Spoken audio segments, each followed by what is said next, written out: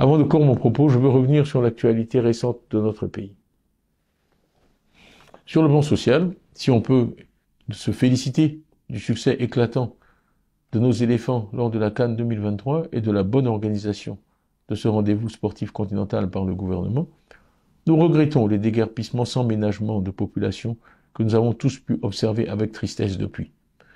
Pendant la dernière semaine du mois de juillet, le cas d'Adjamé, où il y a eu de violentes échauffourées, fut particulièrement choquant.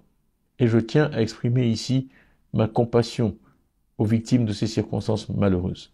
S'il est parfois nécessaire de procéder à des déplacements involontaires de population dans le cadre de projets de développement, nous invitons les autorités à respecter les normes internationales dans ce domaine qui imposent la concertation avec les populations, leur dédommagement et le cas échéant leur relogement. Je me réjouis que le chef de l'État ait annoncé des mesures dans ce sens dans son discours du 6 août et nous suivrons de près la mise en œuvre de ces mesures. Faire de la politique autrement, c'est aussi saluer, comme je viens de le faire, les initiatives du gouvernement lorsqu'elles vont dans le bon sens.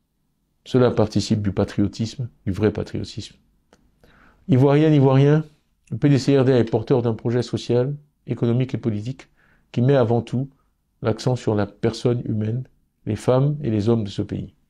Un projet qui fera régner la paix dans un pays de tolérance, un pays fier de sa diversité et qui offre à ses enfants, quel que soit leur lieu de naissance, leur religion ou leur ethnie, leur chance. 2025 sera une année particulièrement importante pour notre pays. Nous souhaitons qu'enfin l'année prochaine, les Ivoiriens fassent l'expérience d'une élection transparente, crédible, inclusive et apaisée. Nous travaillons dans ce sens avec la société civile et différents partis politiques.